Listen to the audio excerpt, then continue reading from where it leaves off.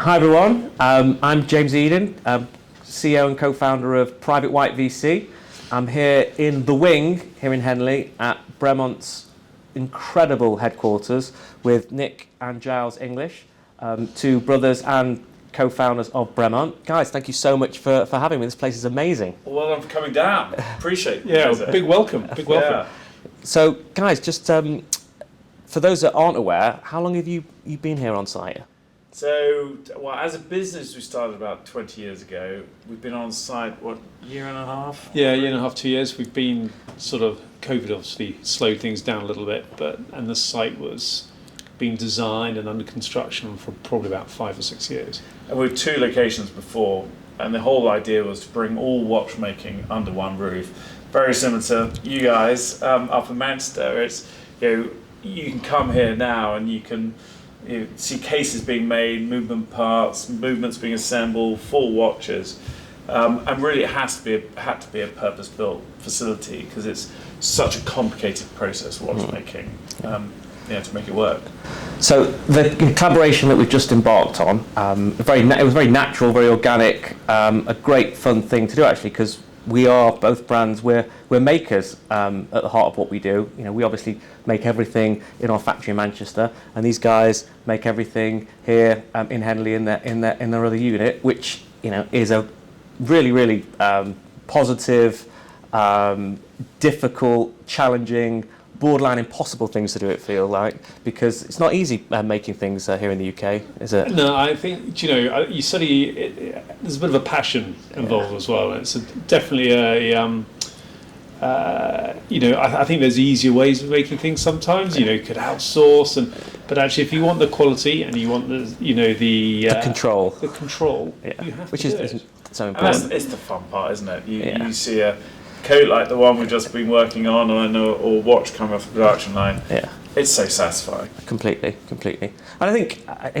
in fairness to I think both of us, that's I've only known having a really pivotal, influential influence on the business, on the product, and I think that comes from the manufacturing, comes from the design, it comes from the engineering, it comes from the construction, it comes from everything. And I think outsourcing that is just something that it goes against the grain for me, and I think it does for you as well. It's like the small changes you want to make, the small bits of detail, which are the difference between having an incredible garment, incredible watch, or an average, watch or garment. Yeah, it's all about the detail, and if you're doing it in house, it allows you to make the small tweaks because you don't have to wait 6-12 months for something to go out and come back again and.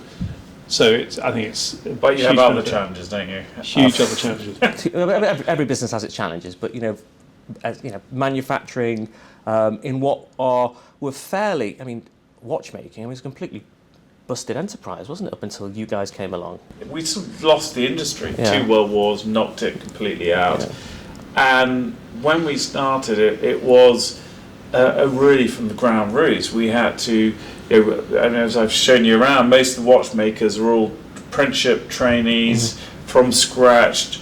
Our machinists have come from other industries, have brilliant industries like Formula 1 and aerospace, but they've had to retrain to the tolerances we're making it to.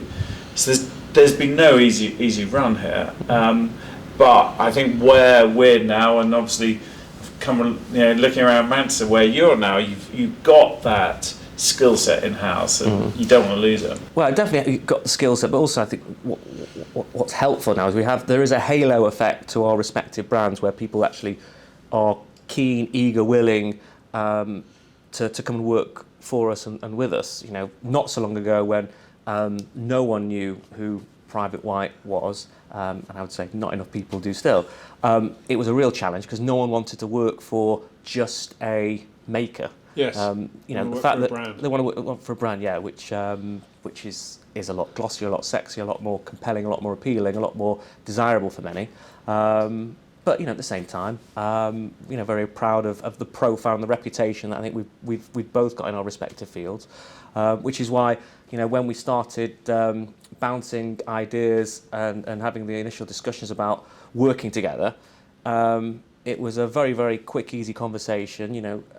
As I said to Nick, we say no I say no all the time to people, not because I'm just trying to be difficult and slippery and evasive, but there's only so much resources you can have. There's only so many people that you can partner with. There's only so much output that you can have from a creative and a production perspective. But our two brands are very, very different, but very, very similar as well. So it just seemed like a great logical fit for both sides. Wouldn't you agree? Oh yeah, and when we came to your factory and I had a look at your archive. I mean, how great is that archive of all the stuff you've done for years? And there's no better design process than looking at what you've done previously. And Nick and I had some old flying jackets that we've had forever, and is just picking the best bits for each. And that's been a great process to work. Yeah, so I'm a typical bloke. I love collecting, and I hate throwing things out. So I've amassed quite an assortment of old styles, and the archive is full of real gems, and I've kind of retained one of everything of interest. And we had lots and lots of bomber jackets, military inspired bloussons, and also authentic G1 flight jackets from the Second World War, which we've used as inspiration, as reference to our collaboration jacket. It's a great looking jacket, and as Giles was saying, we've got versions of that jacket, leather versions, which being having aviation DNA in our blood very much so,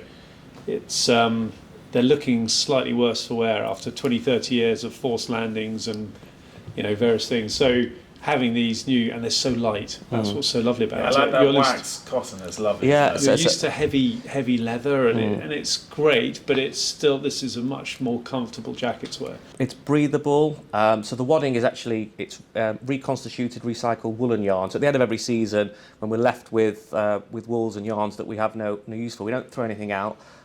We have it reprocessed into a wadding, into an insulet, which is fantastic. So that's what keeps you warm. And then we have I think a 10-ounce wax cotton woven in Dundee, just north of Henley, certainly just north of Manchester, which is durable. It's showerproof, water resistant, so it's very, very functional, very comfortable, breathable, and most importantly, very, very stylish. And you talk about wearing and tearing stuff. It's a product and a garment that's designed to be worn excessively, and it'll last you a lifetime, if not many, many, many years.